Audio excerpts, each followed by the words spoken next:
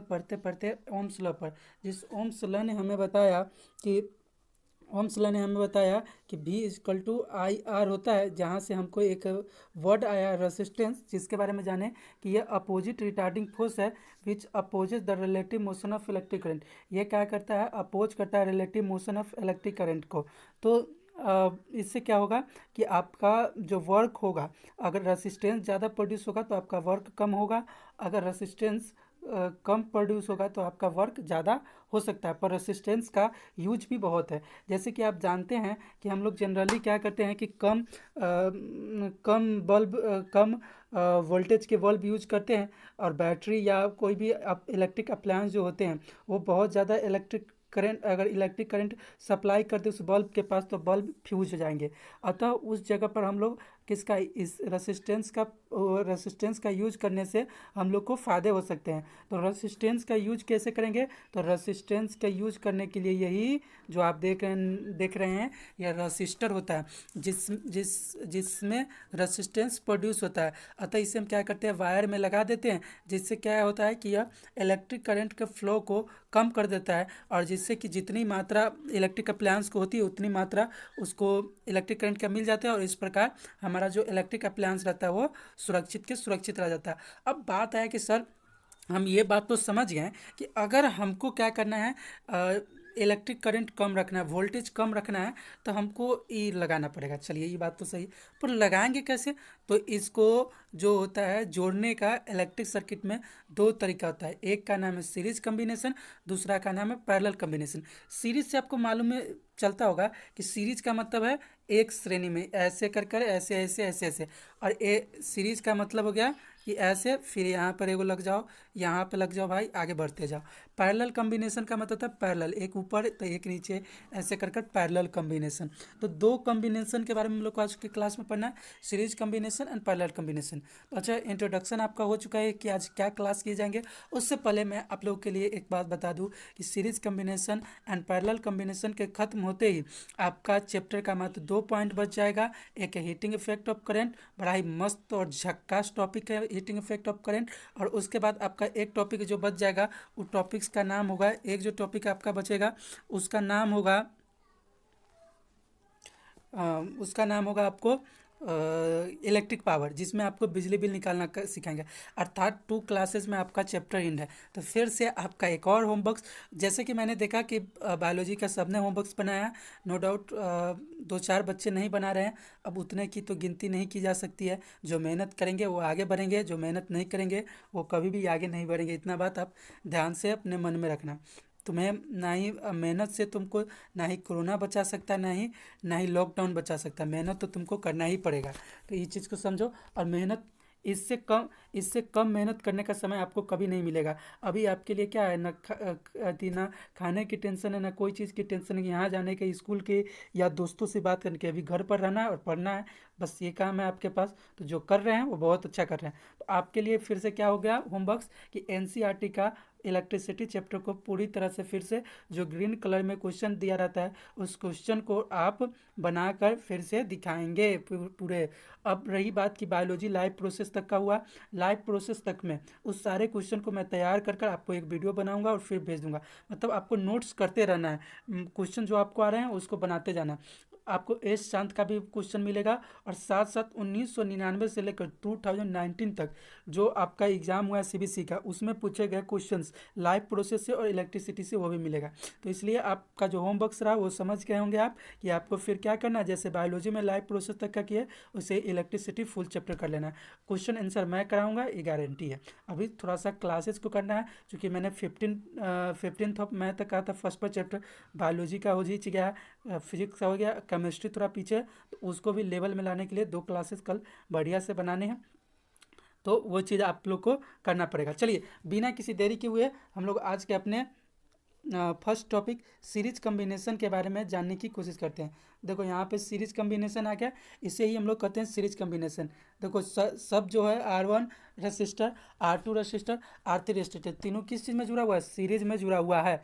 अब बात आती है कि सबका क्या है कि इसमें जो इलेक्ट्रिक करंट, इस जो बैटरी से होकर इलेक्ट्रिक करंट पास करेगा वो इस दिशा में पॉजिटिव से चलेगा, पॉजिटिव से चला तो देखो यहाँ पे सबके लिए इलेक्ट्रिक करंट सेम मिलेगा। इलेक्ट्रिक करंट जो होगा वो आई जो होगा ईच रजिस्टर के लिए सेम होगा। यहाँ से इलेक्ट्रिक करंट इसमें गया, इसमें गया, इसमें गया, पर चूंकि रेसिस्टेंस डिफरेंट डिफरेंस है, R1 का रेसिस्टेंस अलग है, R2 का रेसिस्टेंस अलग है, R3 का रेसिस्टेंस अलग है, तो इस कारण जो वोल्टेज होगा, जो पोटेंशियल डिफरेंस होगा वो अलग अलग होगा। अर्थात R1 के लिए जो पोटेंशियल डिफरेंस होगा वो V1, R2 के लिए जो होगा वो V2, R3 के लिए जो होगा वो V3। कहने का मतलब हो गया इलेक्ट्रिक सीरीज कम कोई पूछे कि सीरीज कम्बिनेशन क्या होता है, द व्हेन टू और मोर देन टू रजिस्टर, दो और दो से अधिक register or combined in such a way, combined हो ऐसे तरीके से कि the electric current are same for each register, electric current जो है सो सेम हो सभी रजिस्टर के लिए, but potential difference is different for each register, लेकिन पोटेंशियल डिफरेंस सभी के लिए क्या हो, डिफरेंस हो। ये बात हम लोग समझ रहे हैं। अच्छा, आप लोग अभी भी पढ़े हैं ओम्स लॉ। ओम्स लॉ क्या कहता है, V equal to I R कहता है ना। तो चलिए तो भाई हम क्या करते हैं, फॉर रजिस्टर R1 के लिए करते हैं। R1 के लिए क्या हो जाएगा, V1 is equal to I R1 हो जाएगा। V1 के लिए क्या हो जाएगा, I R1 हो जाएगा। V2 मतलब फॉर रजिस्टर R2 के लिए क्या हो जाएगा, I R2 हो जाएगा। आप जानते हैं ना कि जो पोटेंशियल डिफरेंस अक्रॉस कंडक्टर क्या चीज़ होता है, V equal to IR, Ohm's law से। तो वही चीज़ है, R1 रजिस्टर के लिए क्या होगा, V1 is equal to IR1, V2 के लिए क्या होगा, IR2, R3 के लिए क्या होगा, V3 इजकल टू IR3। अगर R4 लगा होता, रजिस्टर 4 लगा होता, तो रजिस्टर 4 लगा होता तो क्या होता, V4 के लिए IR4। अगर रजिस्टर N लगा होता तो VN मतलब potential difference for N register क्या होता, IRN जितना तक जाए। अच्छा, एक चीज़ मैं मैथ के हिसाब से आप लोगों से पूछना चाहता हूँ, इक्विवेलेंट क्या चीज़ होता है। अगर मानो यहाँ पर लिखे कि किसी का बताएं कि 5 kg है, किसी का वजन 7 kg है, 8 kg है, 9 kg है, तो कोई पूछेगा कि वेट इक्विवेलेंट क्या चीज़ होगा, तो वेट इक्विवेलेंट इजकल टू होगा उस सारे आदमी का वेट को जोड़ दो। तो कहने का मतलब क्या सर हुआ आपका कि ओम्स लॉ कहता क्या है, ओम्स लॉ कहता है V इजकल टू IR। तो V इक्विवेलेंट इजकल टू क्या चीज़ होगा, IR इक्विवेलेंट। अर्थात कहने का मतलब हुआ कि V जो इक्विवेलेंट इजकल टू होगा IR equivalent. V equal to क्या चीज़ होगा, IR इक्विवेलेंट।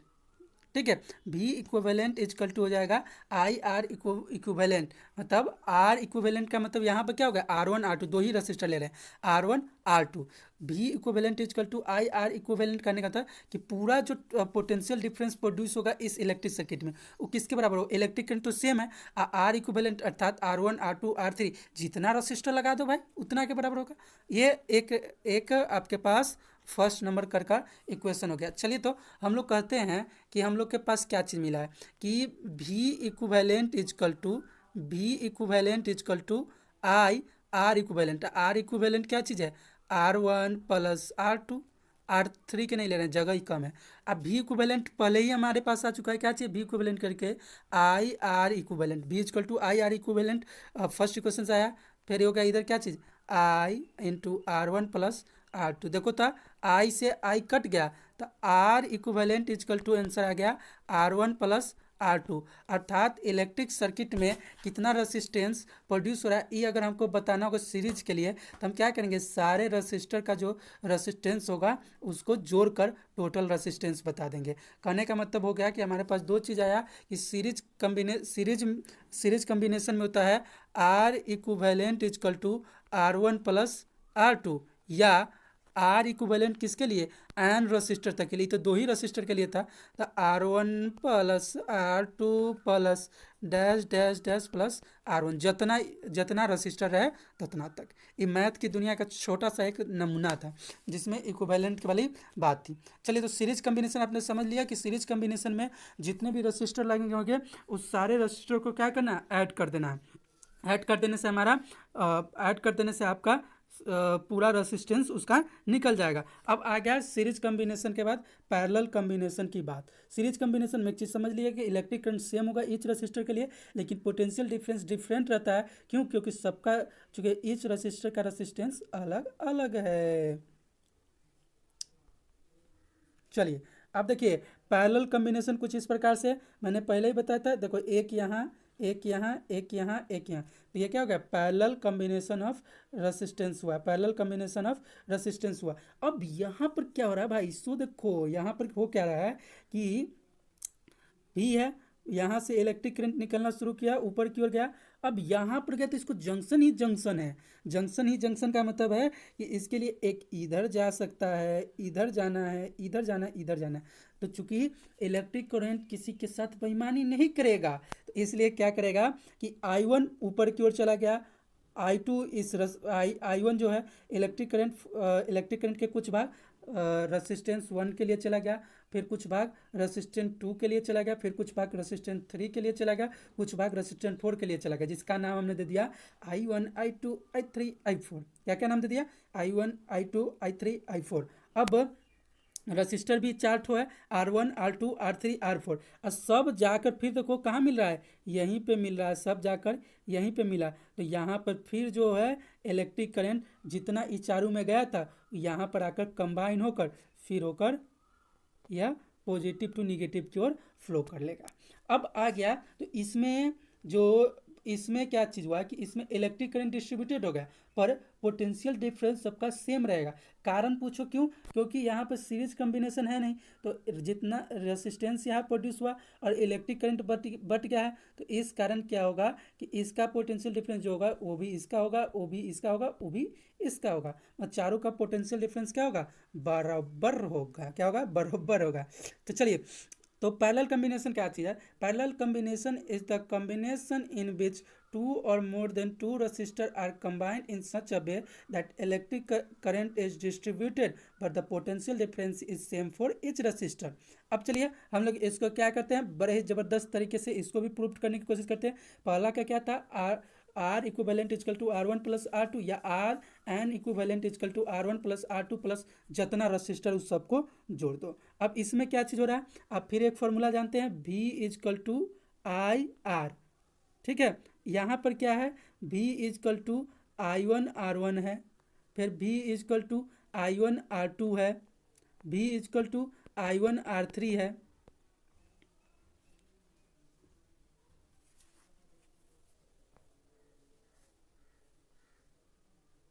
चलो वीडियो बड़ा हो गया है, इस कारण इसको ना इजी चीज़ है, इसको हम लोग नोट से ही समझ लेंगे।